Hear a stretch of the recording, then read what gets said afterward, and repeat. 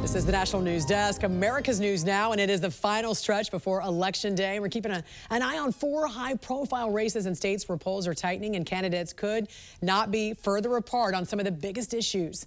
Thanks for joining us. I'm Jan Jeffcoat. It is Monday, November 3rd, and tomorrow voters will pick a new governor in New Jersey, where the polls are neck and neck right now. In Virginia, it depends on turnout for Election Day tomorrow, as the polls show the race for governor as well as for state attorney general right now are still within the margin of error. Another big race everyone's going to be watching is for the next mayor of America's largest city. That's New York City, with 3 choices that could not be more different. Let's get right to Mark Boyle at the live desk with the very latest for us right now. I know you've been tracking the final campaign stops and each of these highly watched challenges, Mark. Absolutely. And already, Jan, this morning we've seen some candidates out doing press conferences, trying to drum up support and get voters to the polls as Election Day now just 24 hours away. We are watching this closely with some key races to watch right here. The Virginia governor's race, New Jersey governor, and the other one, New York City mayor's race. That one has been in the headlines, of course, the past several weeks and months, with the Democratic Socialist Zohran Mamdani, Independent Andrew Cuomo, and Republican Curtis Sliwa all in it for this seat there, the mayor's seat. Here's where things stand. The latest poll, Real Clear polling, indicates Mamdani still ahead 45% to 31 and 17. Mamdani has been in this position the whole run, so it would really need to essentially be a miracle to flip this. Tomorrow we'll watch that closely. Meantime, in Virginia, some other hotly contested races. This one for governor, Democrat Abigail Spanberger going up against Republican Winsome Earle-Sears. Here's where things stand. Again, Real Clear polling, 52% to 43. Earle-Sears is going to need a big turnout tomorrow for Republicans. The in-person voting will be key for her if she wants to win this thing. Also watching the state's attorney general race, where things are a little more interesting there after the texting scandal involving the Democrat, after text messages written by Jay Jones surfaced back in 2022 calling for the death of a political rival's family. This race is close. The Republican over the Democrat by 1 or 2 percentage points, certainly within the margin of error. Watching that closely as well. Up to New Jersey now, the governor's seat up for grabs tomorrow between Republican Jack Ciattarelli and Democrat Mikey Sherrill. This is where things stand there. The Democrat 48, close to 49%, to the Republican of 45%. Some polls say the Republican could overtake the Democrat in this race. Polling is just a snapshot. 100,000 or so people, different polls have different numbers. Election Day will be the true tell. We'll watch this very closely for you tomorrow right here on the National News Desk, and stay up to date with the latest breaking news on our website anytime at thenationaldesk.com. President Trump looking to energize Americans in the lead up to Election Day. The president is tapping his political war chest to provide New Jersey and Virginia $1 million each to help elect Republican candidates Jack Ciattarelli and Winsome Earle-Sears. The president also weighing in on the New York City mayoral race. Zohran Mamdani, 34-year-old Democratic socialist. He's the communist, not socialist, communist. He's far worse than a socialist. Some people have compared him to a left-wing version of you, charismatic, breaking the old rules. What do you think about that? Well, I think I'm a much better-looking person than him, right? But what if Mamdani becomes mayor? It's going to be hard for me as the president to give a lot of money to New York, because if you have a communist running New York, all you're doing is wasting the money you're sending there. So I don't know that he's won, and I'm not a fan of Cuomo one way or the other, but if it's going to be between a bad Democrat and a communist, I'm going to pick the bad Democrat all the time, to be honest with you. Do you see Mamdani as the future of the Democratic Party? No, I think the future of the Democratic Party is going to fall, as far as we're concerned, relative to the House Democratic Caucus and members who are doing a great work all across the country. This all comes as the Democratic Party is losing support from its base. A new Pew poll found 67% say they are frustrated with the Democratic Party. Meantime, 69% of Republicans say their party makes them feel hopeful. As we begin a new... And voters still cast their ballots, as we know, with their wallets and their purses in nearly every poll. The economy, still the most important issue for voters across all demographics. And still some key races can be determined not by necessarily who you're voting for, but possibly about who you're voting against. Joining us to discuss some key races, CEO of J. Wallen Opinion Research, Justin Wallen.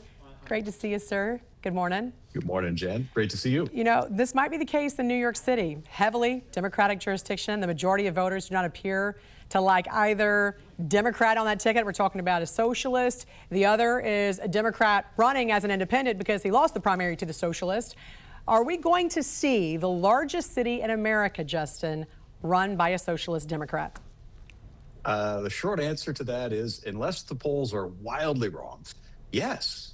New York City is going to be governed by an openly socialist and, to all intents and purposes, anti-Israel mayoral candidate.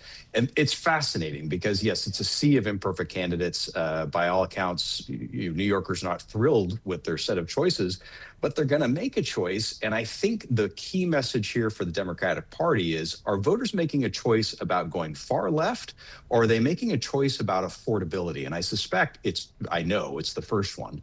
Mamdani's message was excellent. New York just costs too much to live in, and New Yorkers resonate with that, except for the most wealthy. Right, but the way he thinks he's going to make it more affordable, as a capitalist society, everyone knows nothing is free.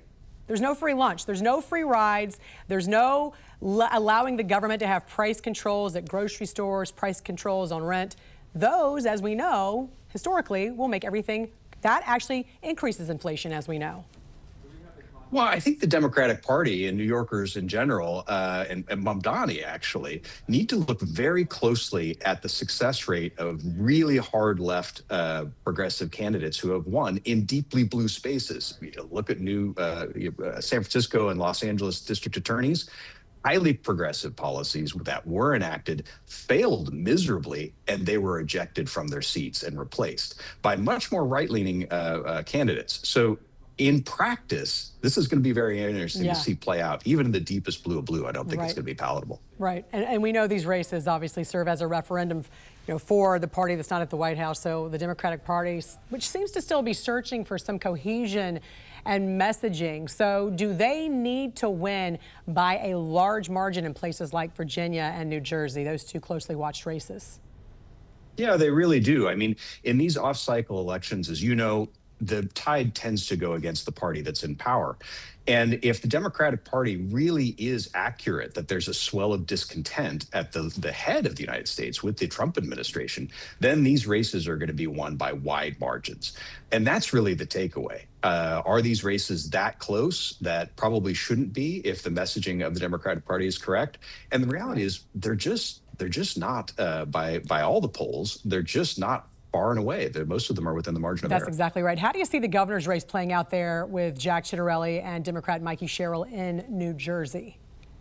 Well, that's a wonderful example of it. New Jersey is an interesting place because it's reliably blues, reliably Democratic for the presidency. But governors go back and forth. And in this case, it's too close to tell. There's absolutely no way to tell who's going to come out on top. And there should be a margin. If New Jersey is reflective of America's tempo, which in some ways it is because it goes back and forth, I think it's a good barometer.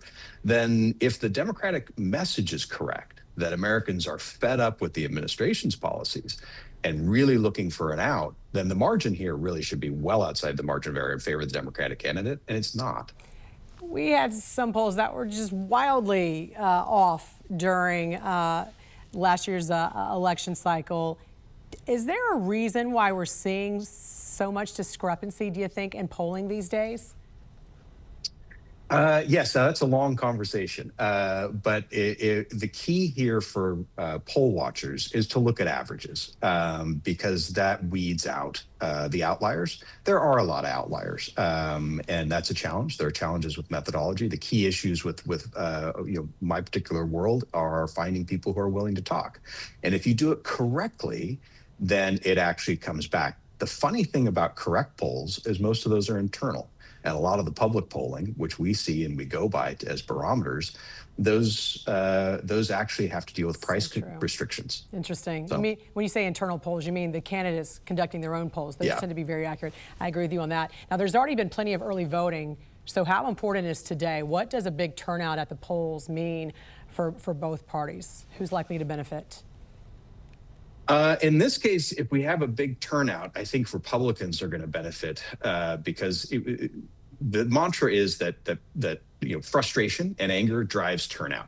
And if this is the case, as it typically is in a midterm, then the opposing party is going to prevail because of that.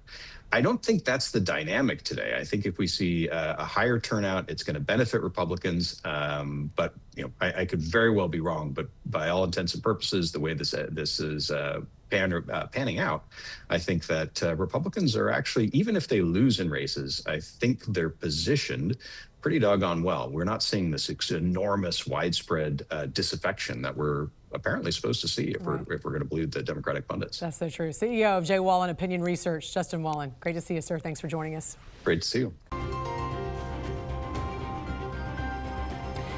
The elections today will have a big impact on policing, the crime crackdown, and how the law is enforced as some local jurisdictions continue the battle against the crime crisis, criminal illegal aliens, and soft on crime policies. From New Jersey to Virginia and New York City, it's a day that's going to have far-reaching consequences for all law enforcement. Joining us now to discuss is retired FBI Special Agent in Charge and former Superintendent of the Chicago Police Department, Jody Weeks. Good morning to you, sir. A critical day for the largest city in the country, New York City, nearly 9 million folks there. And if you look at the polls, Zohran Mamdani obviously in the lead. What impact will this have on law and order? What concerns you most? Yeah, Jan, great to see you. Whenever there's an election, there's going to be change. You can just expect that. Cops don't like change. It creates unknown. Unknown then is replaced with rumors and conspiracy theories, but that's going to normally happen. The other thing that you can always count on, usually, a new mayor, a new police chief. Trust me, I know how that can happen. But talking about Mamdani, let's look at this. I'm concerned about a couple things. Number one, I was at a conference a few weeks ago, and a lot of the guys and gals from New York City were saying that if he gets elected, there's going to be mass retirements, mass resignations. I don't know if that was really talk around a coffee table or not. Leaving your job is a big deal, but here's what I am very concerned about. If the police do not believe they are backed and supported, they're going to have a slowdown. They will only respond to radio calls. And why would they do that? For protection. You can't claim that I'm racially profiling anybody or going after this group or that group if I'm just answering the radio. I'm just responding to victims. A couple of my friends on the left are deeply concerned that the Trump administration, through the DOJ, is going to institute a DOJ-sponsored patterns and practice investigation.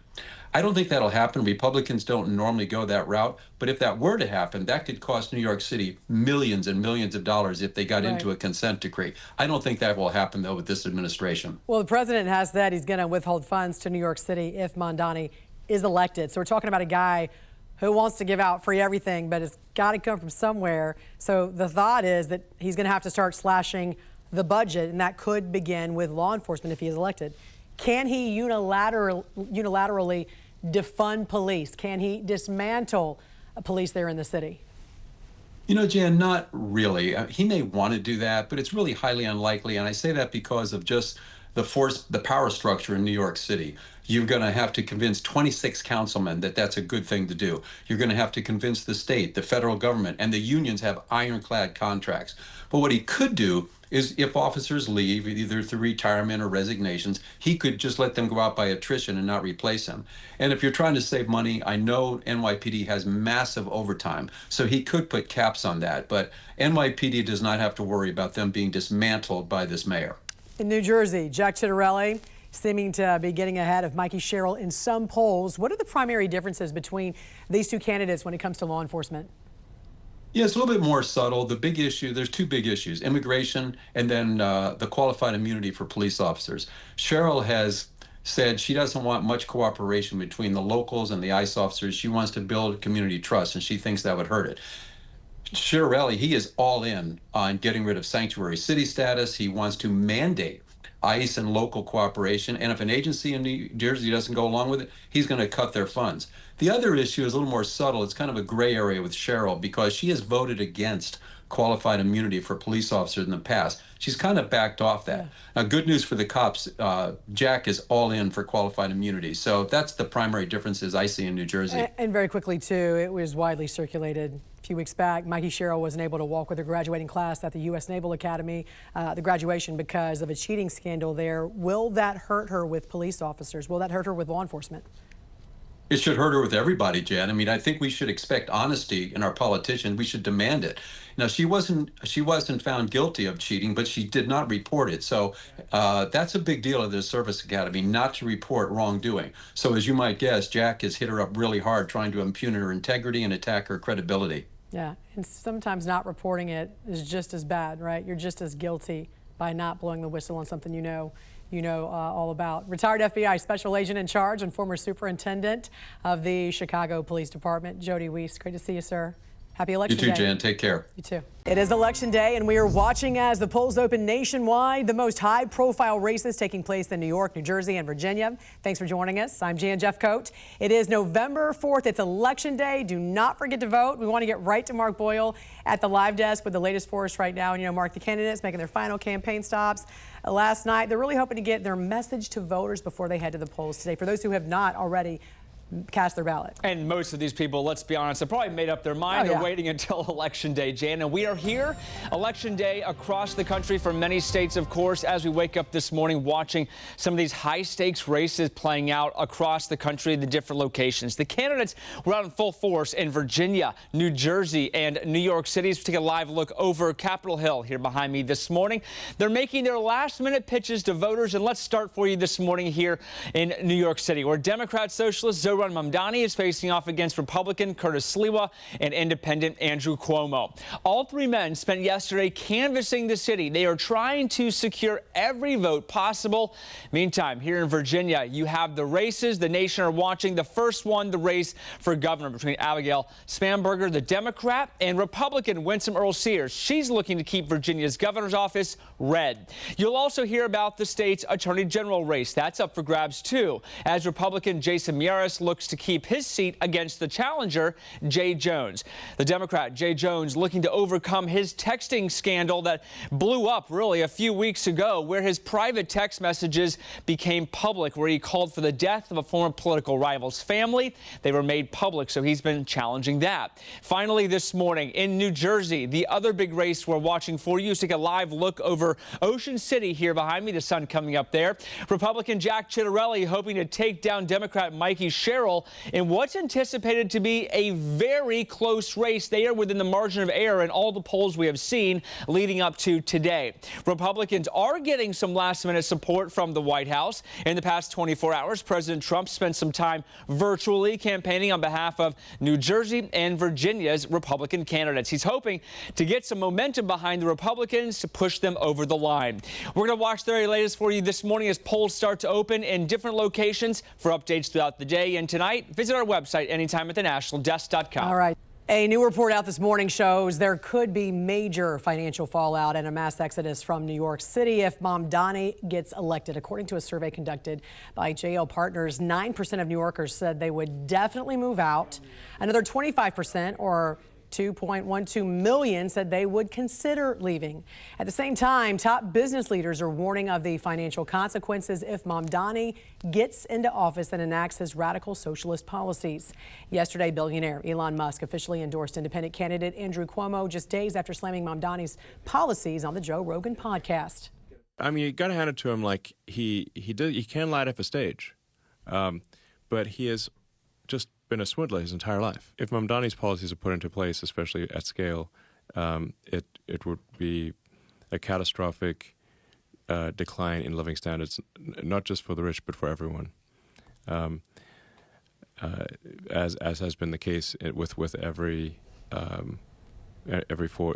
socialist experiment. And this morning, watchdog groups are also raising concerns about the dire social impacts Mamdani could make with his policies.